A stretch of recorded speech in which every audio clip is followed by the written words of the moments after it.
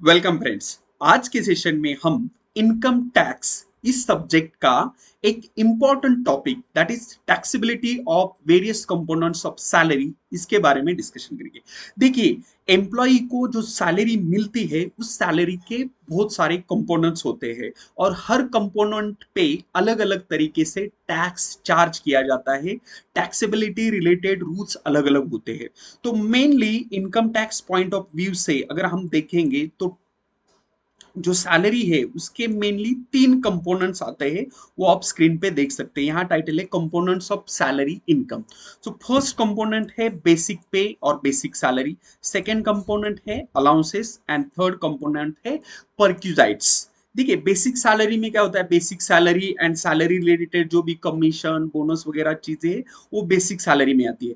Allowances में देखिए, allowances में बहुत सारे अलाउंसेस होते हैं। कुछ अलाउंसेस टैक्स फ्री होते हैं, कुछ अलाउंसेस फुल्ली टैक्सेबल होते हैं और कुछ अलाउंसेस पार्शियली टैक्सेबल होते हैं। अलाउंसेस जैसे dearness allowance, city compensatory allowance या children education allowance, hostel allowance, travelling allowance, इस तरह के अलग अलग अलाउंसेस सैलरी का पार्ट होते हैं। सैलरी के तौर पे एम्प्लॉय को दिए जाते हैं और इस पे जो टैक्स लगता है, इसके टैक्सेबिलिटी के रूल है वो अलग अलग है। एक बार आपकी ये कॉन्सेप्ट क्लियर हो गई तो जो हमारे फाइव हेड्स है, five heads of income under the income tax act 1961, जैसे कि आप बेसिक जानते ही है, फिर भी एक बार इसे रिवाइज करते हैं। देखिए, जो भी इनकम है किसी भी पर्सन का, वो income as per income tax act it is classified under the following five heads. जो सैलरी है, इनकम फ्रॉम सैलरी, ये इसका फर्स्ट हेड है। सेकंड हेड है income from house property. Third है profit and gains of business and proportion profession and fourth one is capital gain and fifth one is income from other sources. तो ये जो first four जो heads है, इसमें जो income नहीं आता उसे हम इनकम फ्रॉम अदर सोर्सेस में दिखाते हैं। तो ये जो मेन फाइव हेड्स है इनकम की, इसमें से इंपॉर्टेंट हेड है इनकम फ्रॉम सैलरी। अभी इनकम फ्रॉम सैलरी के केस में क्या होता है, एज एन एम्प्लॉय को बहुत सारे बेनिफिट्स मिलते हैं और जो सैलरी है उस सैलरी के अलग अलग कंपोनेंट्स होते हैं। जैसे कि देखिए, अभी सैलरी के केस में वेजेस आएगा first, then any annuity, pension, gratuity, fee, commission, perquisites, profit in lieu of any addition to salary, advance salary, leave encashment, annual accretion, transferred balance in recognized provident fund, contribution by central government। Okay, इस तरह से अभी यहाँ पे आप एक salary slip देख रहे हैं, तो इस सैलरी स्लिप में आप क्लियरली देख सकते हैं कि लाइक बेसिक सैलरी है, डियरनेस अलाउंस है, हाउस रेंट अलाउंस है, कन्वीनियंस अलाउंस है, कुछ स्पेशल अलाउंस भी दिया है। तो टैक्सेबिलिटी रिलेटेड रूल है ना इनकम फ्रॉम सैलरी में, वो अलग अलग है। अभी इसके लिए मैं आपको एक चीज समझाता हूं कि ये ऐसा क्यों है। देखिए, आप कहीं पे मान लो एम्प्लॉयमेंट देख रहे हैं, आपको कहीं पे जॉब करना है और आपको दो ऑफर आते हैं सेम सिटी से। मान लीजिए कि आपको मुंबई से दो ऑफर आते हैं जॉब के लिए। एक कंपनी आपको सैलरी दे रही है 50,000 और दूसरी कंपनी आपको सैलरी दे रही है 70,000 रुपीज। ठीक है, एक कंपनी आपको 50,000 सैलरी देंगी, दूसरी कंपनी आपको 70,000 सैलरी देंगी। तो अगर आप नंबर देखेंगे सैलरी का तो इमीडिएटली आपके माइंड में क्लिक क्या होगा कि अरे यार, जो 70,000 सैलरी दे रही है वही कंपनी मेरे लिए अच्छी है, मैं वही कंपनी ज्वाइन करूंगा। बट बाद में जब आप बाकी बेनिफिट्स जानते हैं तो पता चलता है कि जो कंपनी आपको 50,000 सैलरी दे रही है, वो कंपनी आपको मुंबई में रहने के लिए घर भी दे रही है, जिसका कोई किराया नहीं लगेगा, यानी रेंट फ्री अकोमोडेशन दे रही है आपको मुंबई में रहने के लिए। ओके, उसके साथ वो कंपनी आपको एक फोर व्हीलर गाड़ी भी देना चाहती है जिसपे ड्राइवर रहेगा, तो आपका जो खर्चा है ट्रैवलिंग का वो भी नहीं रहेगा, आपको गाड़ी पर्सनल यूज के लिए भी आप वो यूज कर सकते हैं। तो ये पहली कंपनी दे रही है, बट सैलरी 50,000 दे रही है, सैलरी के साथ रेंट फ्री अकोमोडेशन दे रही है और कार भी दे रही है। और दूसरी कंपनी सिर्फ आपको 70,000 रुपीज सैलरी दे रही है। तो इसमें अगर कोई भी एम्प्लॉय या कोई भी पर्सन रैशनली थिंकिंग करेगा तो मुंबई जैसी जगह पे रेंट फ्री अकोमोडेशन मिलना कंपनी की तरफ से, फोर व्हीलर व्हीकल और ड्राइवर, तो इसका जो बेनिफिट है, इसकी अगर हम मॉनेटरी वैल्यू निकालेंगे तो ये बहुत ज्यादा है। ओके तो इसीलिए कोई भी एम्प्लॉय क्या प्रेफर करेगा, मान लो 50,000 सैलरी है, ठीक है, 50,000 ही सैलरी मिल रही है, 50,000 सैलरी मिल रही है, पर वो 50,000 सैलरी वाला ही जॉब चूज करेगा, ना कि 70,000 वाला। क्योंकि 50,000 रुपीज जो सैलरी दे रही है कंपनी, वो सैलरी के साथ साथ कुछ बेनिफिट भी दे रही है, और उन बेनिफिट्स को हम कहते हैं परक्यूजाइट्स। ठीक है, तो इसीलिए गवर्नमेंट ने जो टैक्सेशन सिस्टम बनाया है, इनकम टैक्स का सिस्टम, इसमें जो अलग अलग बेनिफिट्स है जो एम्प्लॉयर यानी कंपनी देती है अपने एम्प्लॉय को, उसके बारे में भी टैक्सेबिलिटी रिलेटेड रूल रखे हैं। ओके तो इन सारे जो कंपोनेंट्स है सैलरी के, इन सारे कंपोनेंट्स के रिलेटेड कुछ रूल्स है, कुछ टैक्स फ्री है, कुछ टैक्स फुल्ली टैक्सेबल है, कुछ पार्शियली टैक्सेबल है, एक सर्टन लिमिटेड तक टैक्सेबल है, उसके बाद टैक्स फ्री है। ये बहुत सारे रूल्स है, बहुत सारी चीजें हैं जो इस बारे में समझनी चाहिए आपको। इसीलिए मैंने ये स्पेसिफिकली टॉपिक लिया है, क्योंकि स्टूडेंट को मैंने ऑब्जर्व किया कि सर इनकम फ्रॉम सैलरी जो हमें प्रैक्टिकल क्वेश्चन सॉल्व करना है ना, competition of income from salary, हम तो वो तो कर पाते हैं, बट ये कुछ एडजस्टमेंट आ गई या ये कुछ एक पॉइंट दे दिया था, हम कंफ्यूज कर जाते हैं, वहां पे हमारी मिस्टेक होती है। तो जब आपके ये थ्योरेटिकल कॉन्सेप्ट क्लियर होंगे कि बेसिक पे या बेसिक सैलरी में से कौन सा पार्ट टैक्सेबल है, कौन सा टैक्स फ्री है, देन अलाउंसेस, अलाउंसेस के बारे में मैंने बताया कि अलाउंसेस तीन कैटेगरी में क्लासिफाई किए, सिमिलरली परक्विजाइट्स भी दो कैटेगरी में क्लासिफाई किए हैं। तो इसी बारे में हम आज के सेशन में डिस्कस करेंगे, और ये इतना बड़ा थेरोटिकल पार्ट है कि इसके मतलब हम दो वीडियो बनाएंगे। एक वीडियो में हम जो जितना कवर हो सकता है उतना कवर करेंगे, एंड उसके बाद नेक्स्ट सेशन में दूसरा पार्ट बनाएंगे नेक्स्ट सेशन, क्योंकि परक्विजाइट्स वाला पार्ट बहुत बड़ा है। तो पहले देखिए, अभी बेसिक पे या बेसिक सैलरी जो होती है उसमें क्या क्या आता है। बेसिक पे या बेसिक सैलरी में मेन देखिए, basic salary which is fully taxable. उसके बाद डियरनेस अलाउंस, ये देखिए अलाउंस है, बट ये अलाउंस बेसिक सैलरी का पार्ट होता है, और ये भी फुल्ली टैक्सेबल होता है। उसके बाद बोनस, फीस और कमीशन, किसी एम्प्लॉय को बोनस मिल रहा है, फी मिल रही है, तो ये भी फुल्ली टैक्सेबल है।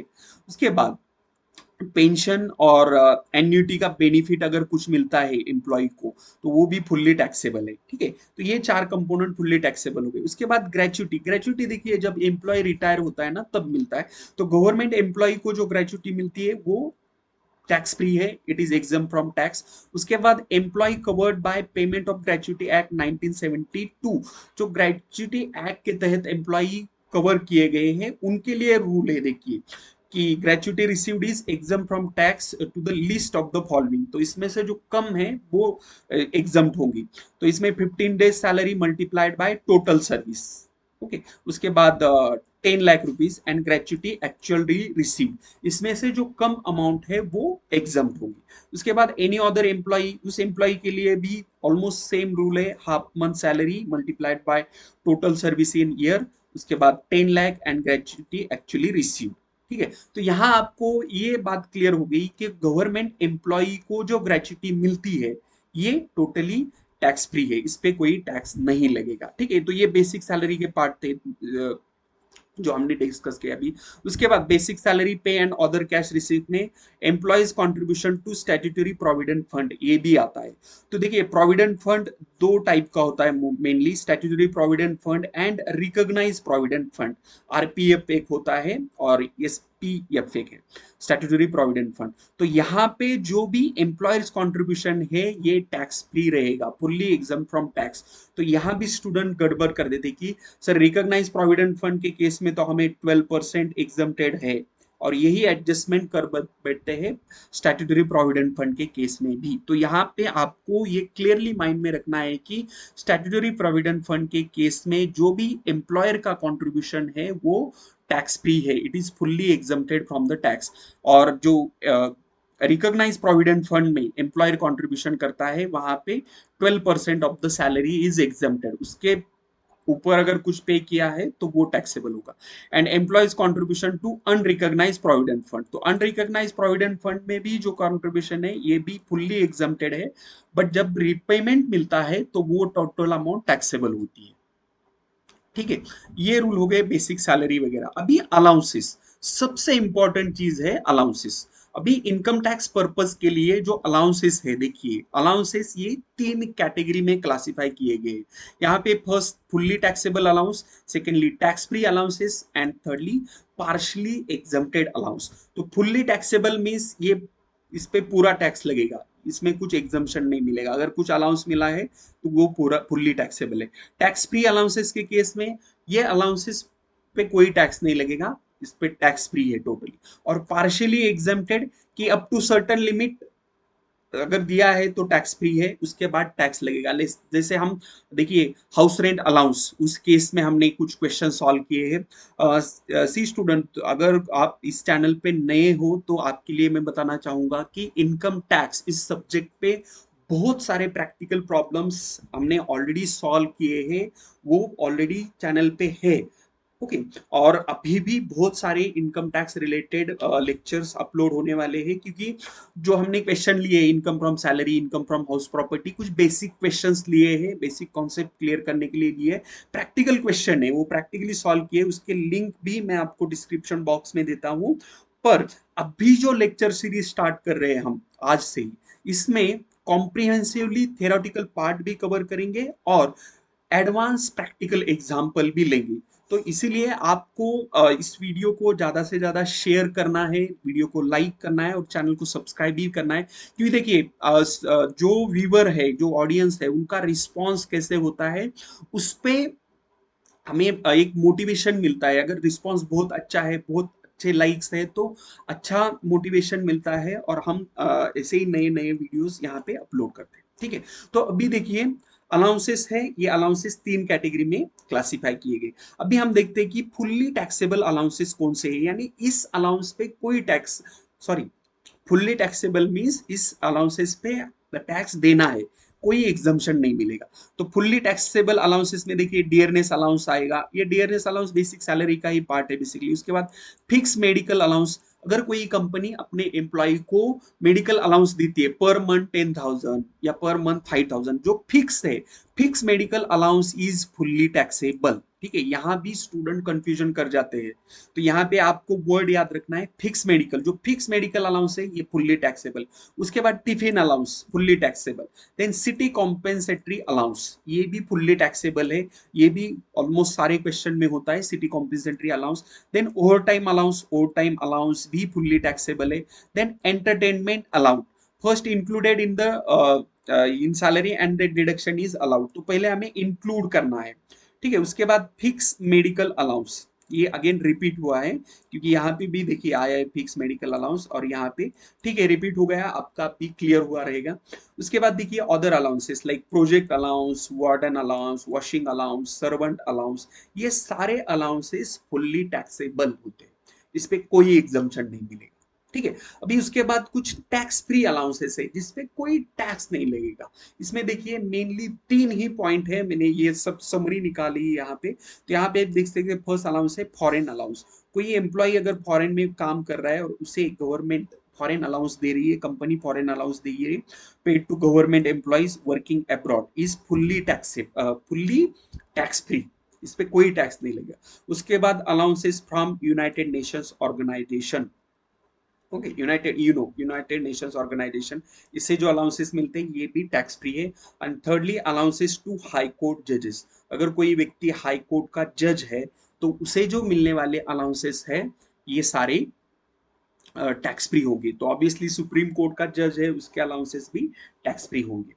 ठीक है, तो ये टैक्स फ्री में आप इतना ही माइंड में रखिए, आप इसका स्क्रीनशॉट लेकर रख सकते हैं, तो आपका फुल्ली टैक्सेबल और टैक्स फ्री अलाउंसेस का तो कॉन्सेप्ट एकदम क्लियर हो जाएगा। अभी थर्ड कैटेगरी में जो अलाउंसेस है partially exempted, okay, partially exempted and partially taxable allowance, मतलब पार्शियली, अभी देखिए 40% एग्जम्प्टेड तो 60% टैक्सेबल हो गया ना, तो इसलिए ऐसे वर्डिंग किया गया है यहाँ पे पार्शियली एग्जम्प्टेड, पार्शियली एग्जम्प्टेड और पार्शियली टैक्सेबल अलाउंसेस। तो इसमें आता है देखिए हाउस रेंट अलाउंस। तो हाउस रेंट अलाउंस के केस में क्या होता है, ये जो हमें कंडीशंस दिए तो यहाँ पे क्लियरली दिया है कि the list of the following amount is exempted from tax. Okay, so house rent allowances के केस में list of the following amount is exempted from tax. First point है the actual amount of house rent allowance received. Secondly, rent paid in excess of 10% of the salary. And thirdly, 40% of salary. And if accommodation is in the metro cities, 4 metro cities है as per income tax act, Delhi, Chennai, Mumbai and Kolkata. अगर उस city में employ रह रहा है तो 50% of salary. ठीक है, ये क्या दिया है, list of the following amount is exempt from tax. तो जो हाउस रेंट अलाउंस मिला है उसमें से either actual HRA, secondly 10% of the salary and 40% of salary, इसमें से जो कम अमाउंट है, लिस्ट जो कम अमाउंट है वही एग्जम्प्ट होगी. ओके, तो मान लो कि किसी एम्प्लॉय को एक साल में हाउस रेंट अलाउंस मिला है 70,000 रुपीज. तो 70,000 में से एग्जम्प्टेड अमाउंट क्या होगी, ये जो 3 पॉइंट हम कैलकुलेट कर रहे हैं ना, इस 3 पॉइंट में से जो सबसे कम अमाउंट आएगी वो 70,000 में से माइनस होगी. देखिए सी फ्रेंड्स, मैं इस पे अभी हाउस रेंट अलाउंस है ना, इस पे हम एक प्रैक्टिकली क्वेश्चन भी देखते हैं तो आपका यहाँ पे कॉन्सेप्ट क्लियर हो जाएगा. इसके रिलेटेड इंपॉर्टेंट कुछ नोट्स है. देखिए, this exemption is not available to an assessee who lives in his own house. अगर कोई आदमी खुद के घर में रह रहा है और उसे कंपनी हाउस रेंट अलाउंस दे रही है तो ये एग्जम्पशन नहीं मिलेगा क्योंकि वो खुद के घर में रह रहा है. और दूसरी इंपॉर्टेंट नोट या इंपॉर्टेंट थिंग इस अलाउंस रिलेटेड है कि salary for this purpose includes basic salary, dearness allowance and commission if given at a fix rate. And dearness allowance कब लेना है, if admissible for retirement benefit. Okay, तो basic salary, dearness allowance and commission, ये तीन चीजें add करके हमें 40% of salary निकालना है. ये 40% है ना, तो यहाँ पे दिया है क्लियरली कि salary for this purpose includes this. ठीक है, तो अभी हम क्या करते हैं, इस पे एक प्रैक्टिकल क्वेश्चन लेते हैं तो आपका कॉन्सेप्ट ही क्लियर हो जाएगा. देखिए, अभी यहाँ पे एक क्वेश्चन दिया है हाउस रेंट अलाउंस पे है, स्पेसिफिकली हाउस रेंट अलाउंस पे.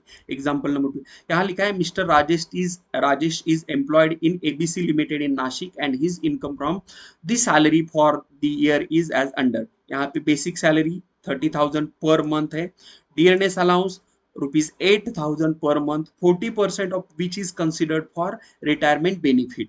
उसके बाद हाउस रेंट अलाउंस, इसे हाउस रेंट अलाउंस मिला है 60,000 rupees per month and he paid rent at ₹5,000 per year per month in previous year. ठीक है, तो हाउस रेंट अलाउंसेस रिलेटेड जो भी इंपॉर्टेंट इंफॉर्मेशन है वो हमें यहाँ पे दी है. अभी हमें एग्जम्प्टेड अमाउंट कैलकुलेट करनी है. यहाँ पे क्वेश्चन कहता है calculate the amount of house rent allowance chargeable to tax. या एग्जम्प्टेड अमाउंट हमने कैलकुलेट की तो इसमें से माइनस करेंगे, जो भी चार्जेबल अमाउंट है वो हमें मिलेगी. तो अकॉर्डिंग टू कंडीशन हमें क्या लेना है, first out of ₹70,000 received as house rent allowance, तो list of the following will be exempt. Okay, ये 72,000 हो रहा है ना, 6,000 रुपीज पर मंथ, तो multiplied by 12, 72,000 rupees is the actual HRA receive. अभी इसमें से list of the following will be exempted. तो फर्स्ट एक्चुअल एचआरए रिसीव्ड आ गया, ये तो सिंपल है. सेकेंड, रेंट पेड, तो रेंट कितना पेड किया है एम्प्लॉय ने, 5,000 rupees per month multiplied by 12, तो ये आता है 60,000. इसमें से क्या करना है, लेस 10% ऑफ द सैलरी. तो ये हमें कंडीशन में ही दिया है, rent paid less 10% of the salary. तो जो भी एम्प्लॉय को सैलरी मिल रही है, देखिए 3,600, 3,60,000 प्लस 38,400 ये लिया. अभी ये नंबर एक्चुअली हमने लिया कहाँ से, तो इसमें लेना है बेसिक सैलरी और डियरनेस अलाउंस वगैरह जो लिया है वो लेना है यहाँ पे. ठीक है, वो लेके ये अमाउंट आएगा. तो यहाँ पे क्लियरली इससे रिलेटेड नोट दिए कि salary includes 8,000 per month, 8,000 multiplied by, sorry ये डियरनेस अलाउंस रिलेटेड है. ये जो सैलरी रिसीव्ड है ये 40,000 है. एक मिनट, हाँ ये कितना 36, तो 30,000 रुपीज पर मंथ है. 12 मल्टीप्लाइड बाय 30, ये 36, 3,60,000 आ गया प्लस 38,400. अभी 38,400 कैसे आएगा, dearness allowance received 8,000 per month है तो 96,000 हो गया पूरे साल का.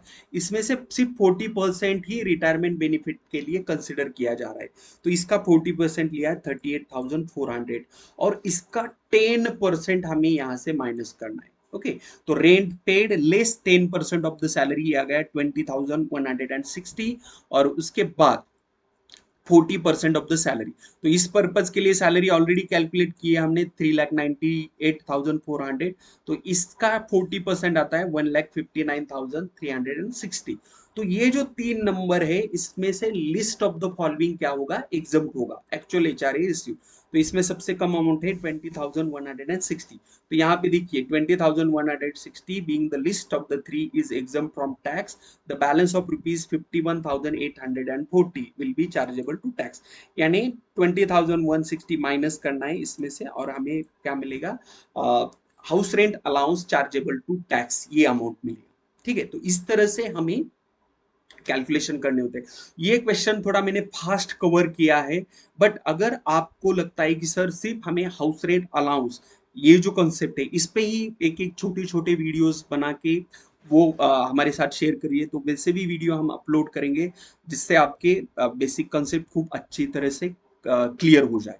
ठीक है, तो thank you friends, thanks for watching, और मेक श्योर दैट ये वीडियो आप अपने फ्रेंड्स के साथ शेयर कर रहे हो, लाइक कर रहे हो, क्योंकि देखिए आप जैसे मैंने इनिशियली बताया कि हमें मोटिवेशन मिलता है आपके लाइक से, तो हम यहाँ पे 100 लाइक का टारगेट रखते हैं। 100 लाइक्स मिलने के बाद इसका सेकंड पार्ट हम लेके आएंगे। Thank you friends, thanks for watching. और जैसे मैंने कहा कि अभी जो कंपोनेंट्स है इसमें सिर्फ हम जो पार्शियली टैक्सेबल अलाउंस है इसका सिर्फ एक ही एग्जांपल लिया है। इसके साथ देखिए हाउस रेंट अलाउंसेस होते हैं, बाकी भी सारे अलाउंस है, तो हॉस्टल अलाउंस है, चिल्ड्रन एजुकेशन अलाउंस है, ट्रैवलिंग अलाउंस है, उस रिलेटेड रूल्स हमें देखने हैं, तो वो हम सेकेंड लेक्चर में सारे अलाउंसेस और परक्यूजाइट्स लाइक रेंट फ्री अकोमोडेशन दे दिया या कुछ कार वगैरह फैसिलिटी दी, तो वो भी हम नेक्स्ट लेक्चर में देखेंगे। Once again thank you, thanks for watching.